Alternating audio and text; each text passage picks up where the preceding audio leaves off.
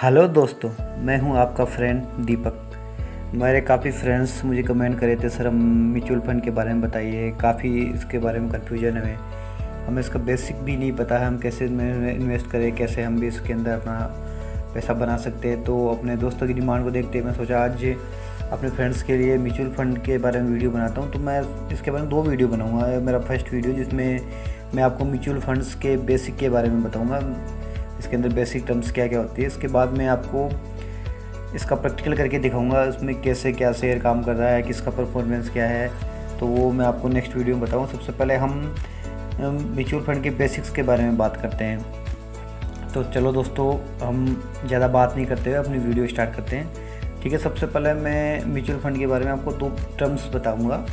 एक तो था शेयर और एक था इन्वेस्ट। तो अब इन दोनों में क्या डिफरेंस है, तो सबसे पहले हम बात करते हैं शेयर की। तो शेयर का मतलब ये है, जैसे अपने पास कोई सामान है जिसको अपन ने जैसे आज ख़रीद लिया, आज उसका रेट है 10 रुपया, फिर कल उसका रेट होगा 20 रुपया। तो हमने आज 10 रुपये में ख़रीदा और उसको कल 20 रुपये में बेच दिया, तो इसका मतलब सीधा सीधा 10 रुपये अपने प्रॉफिट हो गया। लेकिन यदि हमने वही शेयर 10 रुपये में ख़रीदा और उसका आज रेट 1 रुपया हो गया, तो हमें 9 रुपये का लॉस हो गया। तो मतलब शेयर में एक तरीके से बोल सकते हैं हाई रिस्क है, लेकिन प्रॉफिट होने के भी हाई चांस है। तो इसका सीधा सा मतलब ये है, कम समय में ज़्यादा प्रॉफिट के लिए तो आप शेयर में ट्राई करो। बाकी एक होता है इन्वेस्ट।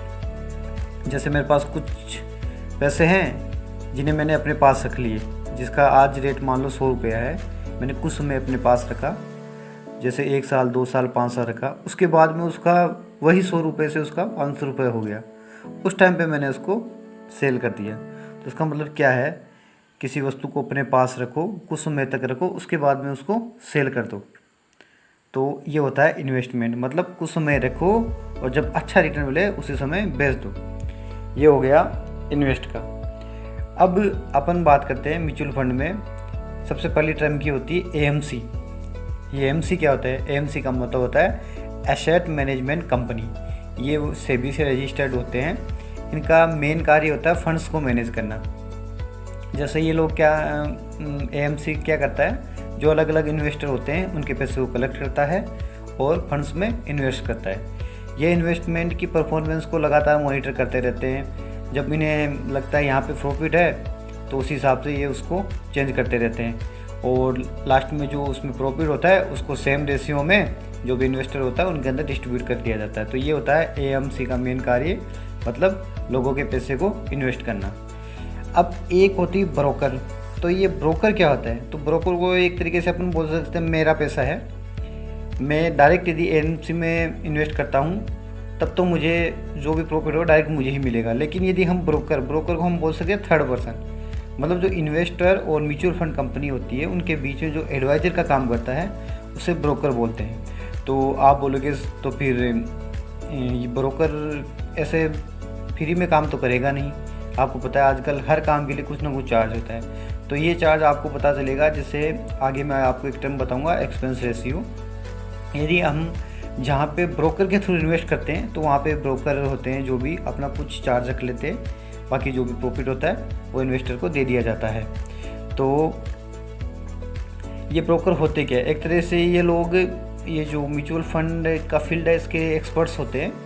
जो भी इन्वेस्टर होता है उनको टाइम पे ये एडवाइस देते हैं, आप इस तरीके से ऐसे ऐसे इन्वेस्ट कर सकते हैं। जैसे हम एग्जांपल कुछ बताएं, जैसे ग्रो हो गया, देवदूत हो गया, पेटीएम, ये कुछ ब्रोकर्स ऐप है जिनके थ्रू अपन किसी भी म्यूचुअल फंड में इन्वेस्ट कर सकते हैं, या फिर हम डायरेक्ट भी कर सकते हैं। अब दूसरी टर्म आती है नेव।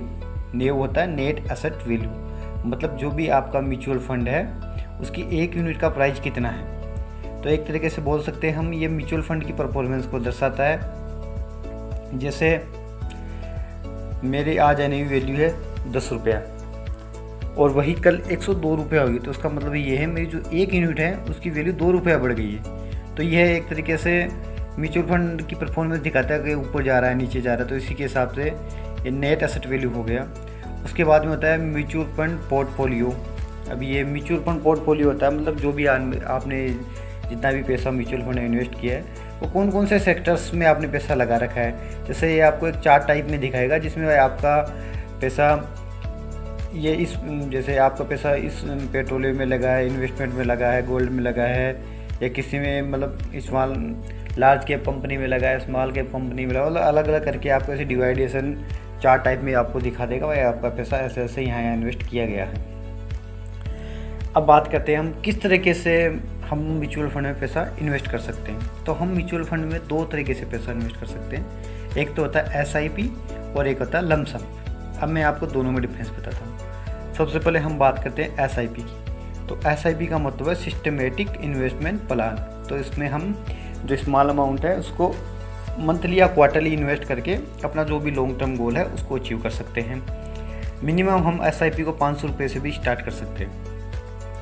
दूसरी बात करते हैं हम लमसम की। तो लमसम में ये होता है आपके पास जितना भी अमाउंट अवेलेबल है उसको आपने एक साथ इन्वेस्ट कर दिया, फिर जब आप उसको 1 साल 2 साल 5 साल जो भी आपको ठीक टाइम लगे, जब जहाँ आपको अच्छा प्रॉफिट है उसी टाइम पे आप उसको आप वापस रिडीम कर सकते हैं। तो SIP में मतलब आप धीरे धीरे थोड़ा थोड़ा पैसा बचा के आप अपना जो भी गोल है उसको अचीव कर सकते हैं। इसके लिए जैसे मान लो आपको बच्चे की पढ़ाई के लिए बाद में फ्यूचर में कभी पैसे चाहिए, तो आपने एक SIP खोल ली, उसमें आप मंथली या क्वार्टरली जो भी आपको ठीक लगे उसमें आप पैसे डालते रहे।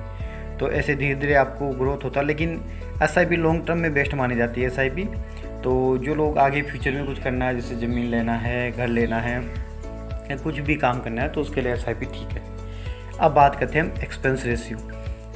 तो एक्सपेंस रेशियो की दोस्तों हम बात करते हैं तो एक्सपेंस रेशियो होता है टोटल एक्सपेंस रेशियो का सीधा सा मतलब ये है, जैसे आपने किसी फंड में इन्वेस्ट किया, आपको 100 रुपये का प्रॉफिट हुआ है और उसका फंड का एक्सपेंस रेशियो 2% है, तो आपको लास्ट में केवल 98 रुपये प्रॉफिट मिलेगा। आपकी टोटल फंड्स की कॉस्ट कितनी है और आपके पास उसकी यूनिट कितनी है, मतलब जितना आपके फंड की कॉस्ट है उसको आप जो आपके पास यूनिट अवेलेबल है उससे आप डिवाइड कर दोगे तो आपका वो एक्सपेंस रेशियो आता है। अब ये एक्सपेंस रेशियो क्या होता है? नॉर्मली एक्सपेंस रेशियो होता है जैसे आपका जो टोटल प्रॉफिट हो गया उसमें जो AMC मतलब म्यूचुअल फंड कंपनी है वो अपना कुछ चार्ज रखती है, जो भी इनका 0.5 से लेके 0.9 या 1% तक हो सकता है। यदि आप ब्रोकर के थ्रू इन्वेस्ट करते हो, मतलब बीच में आपका थर्ड पार्टी है, तो एक्सपेंस रेशियो आपका ज़्यादा मिलेगा। मतलब कह सकते हैं इसमें ये आपका जो एक्सपेंस रेशियो इसमें 1.5 से 2% तक चला जाता है।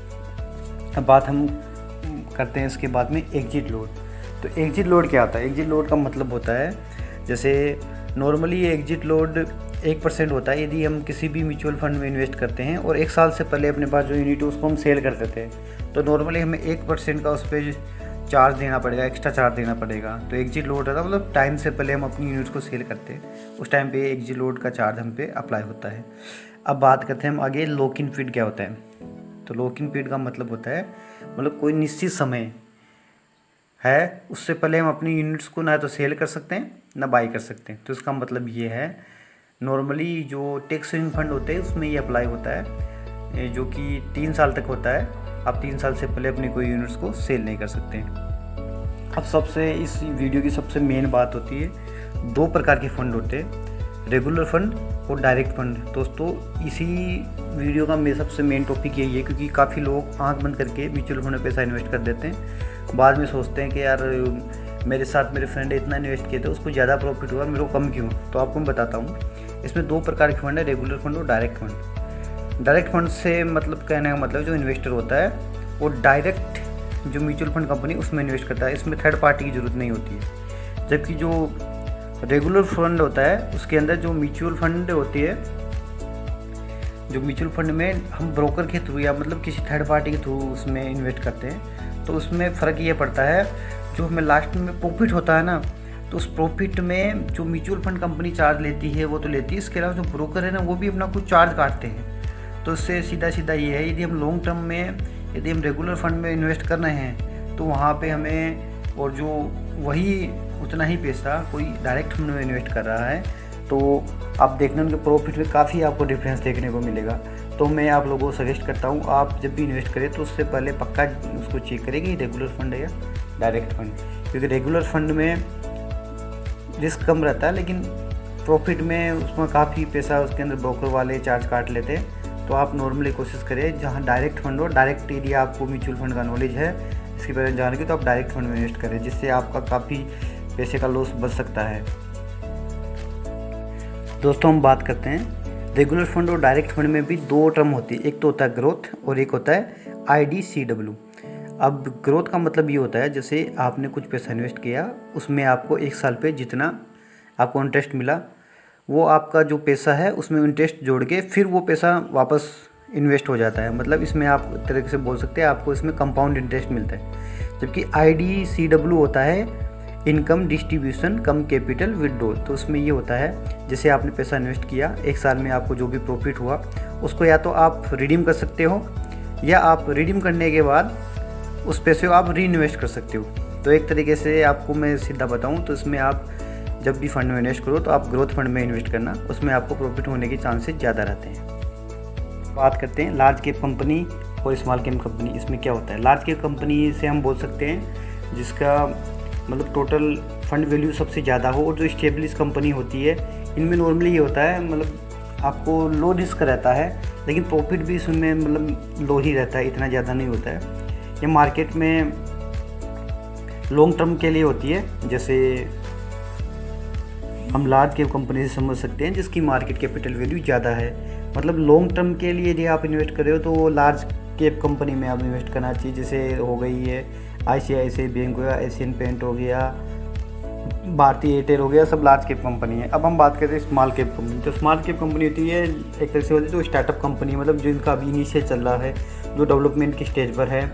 इनमें यही होता है रिस्क बहुत ज़्यादा होता है, लेकिन यदि ये large cap small cap company है और अच्छा कर गई तो उसी दरमियान आपको प्रॉफिट भी उतना ही अच्छा होगा।